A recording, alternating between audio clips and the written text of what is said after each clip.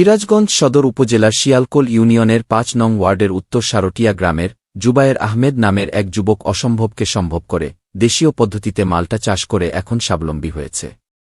উদ্যোক্তা জুবায়ের আহমেদ ২০২২ সালে প্রায় ২৫% জমিতে ১২০টি ১২ মাসি ভিয়েতনামি মাল্টার চারা রোপণ করেন।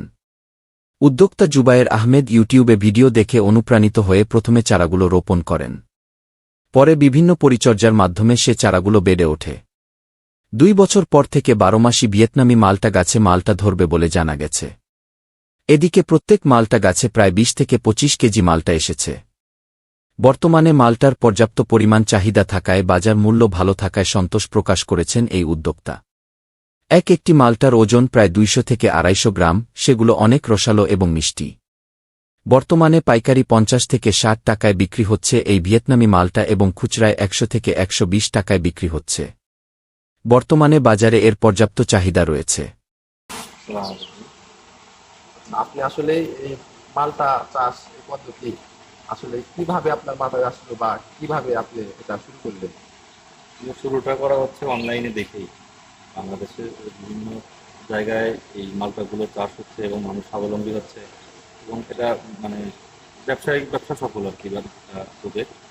সেটা দেখেই আমি আসলে উদ্বুদ্ধ হয়েছি। তারপরে নিজে এটা অন্য জেলা থেকে চারা নিয়ে এসে করে আমি এটা বাগানটা করেছি।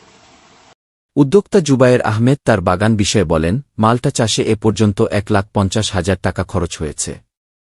বাজারে চাহিদা এবং দাম যদি একই থাকে তাহলে খুব অল্প সময়েই খরচের টাকাসহ অনেক বেশি লাভবান হওয়ার আশা রয়েছে। তিনি আরও বলেন, ভিয়েতনামি ১২ মাসি মাল্টা গাছের চারার বয়স যখন ৪ থেকে ৫ বছর হবে তখন প্রায় একটি গাছে থেকে সর্বনিম্ন ১ মণ করে মাল্টা আসবে। বাগান পরামর্শ মনিটরিং ব্যবস্থা যদি কৃষি বিভাগ থেকে দিতেন তাহলে এই মূল্যবান ভিয়েতনামি মাল্টা চাষে আরও স্বাবলম্বী হতে পারতাম। এ বিষয়ে তিনি ঊর্ধ্বতন কর্মকর্তাদের সুদৃষ্টি কামনা করেন। Habib Wahid, smart news for you. যে কৃষি কর্মকর্তা আমরা দেখিয়েছিলাম এসেছিল এখানে, তবে সরকারের পক্ষ থেকে যদি আরো সহযোগিতা পাওয়া যায় কৃষির জন্য। আপনি এ পর্যন্ত কোনো সহযোগিতা পাননি? না, সেরকম তো পাইনি, তবে পেলে ভালো। আর কৃষি অফিসাররা যদি একটু মাঝে মাঝে এসে বেশি সময় দেয়, আরো পরিদর্শন করে, সেটা আমাদের জন্য আরো ভালো।